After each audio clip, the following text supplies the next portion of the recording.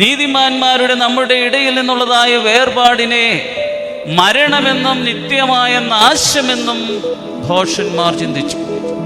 ഒരു നീതിമാൻ ഈ ലോകത്തു നിന്ന് മാറ്റപ്പെട്ടാൽ അവൻ മരിച്ചുപോയെന്നോ നിത്യമായ നാശത്തിലേക്ക് പോയെന്നോ, അവർ മരിച്ചവരാണ്, മൗനതയിലാണ് എന്ന് പഠിപ്പിക്കുന്നവർ അവർ ഭോഷന്മാരാണെന്ന് തിരുവചനം നമ്മെ ഓർമ്മപ്പെടുത്തുന്നു.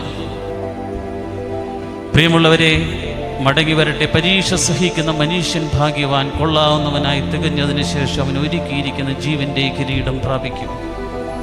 വിശുദ്ധന്മാരുടെ പെരുന്നാളുകളെ അനുഷ്ഠിക്കുമ്പോൾ തിരുവചനം നമ്മെ ഓർമ്മപ്പെടുത്തിയതാണ്: നിങ്ങളെ ദൈവവചനം പഠിപ്പിച്ച് നിങ്ങളെ വഴി നടത്തിയവരെ നിങ്ങൾ ഓർത്തുകൊള്ളണം. അവരുടെ ജീവിതാവസാനം ഓർത്ത് അവരുടെ വിശ്വാസത്തെ അനുകരിക്കണം. 3 കാര്യങ്ങൾ പഠിപ്പിക്കുന്നു. നിങ്ങളെ ദൈവവചനം പഠിപ്പിച്ച് നിങ്ങളെ വഴി നടത്തിയവരെ നിങ്ങൾ ഓർക്കണം. രണ്ടാമത് തിരുവചനം നമ്മെ പഠിപ്പിക്കുന്നു, അവരുടെ ജീവിതാവസാനം ഓർക്കണം, അവരുടെ വിശ്വാസത്തെ അനുകരിക്കണം. എന്തിനാണ് ഈ പെരുന്നാൾ നടത്തുന്നത്? ഈ പെരുന്നാൾ നടത്തുന്നത് ദൈവവചനത്തിന്റെ പൂർത്തീകരണത്തിന് വേണ്ടിയിട്ടാണ്. എന്താണ് ദൈവവചനം പഠിപ്പിച്ചത്? നിങ്ങളെ ദൈവവചനം പഠിപ്പിച്ചവരെ നിങ്ങൾ ഓർക്കണം എന്ന് നമ്മൾ വിശുദ്ധ ഗീവരീസഹതായി ഓർക്കുകയാണ്. അവരുടെ ജീവിതാവസാനത്തെ ഓർക്കണം. മോർഗീവരീസഹത സഹിച്ചതായ സഹനങ്ങളെയൊക്കെയും പീഡകളെയൊക്കെയും മോർഗീവരീസഹത ക്രിസ്തുവിനു വേണ്ടി ദൈവിക കൽപ്പന പ്രമാണിച്ച് എങ്ങനെ സത്യവിശ്വാസത്തിൽ ജീവിച്ചു എന്ന് ഇന്ന് നമ്മൾ ധ്യാനിക്കുക.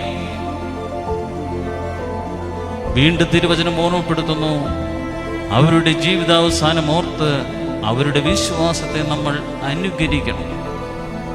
ഓരോ പെരുന്നാളുകൾ അതിൻ്റെ അർത്ഥം നമ്മുടെ ആരാധന ഗീതത്തിൽ രേഖപ്പെടുത്തിയിട്ടുണ്ട്.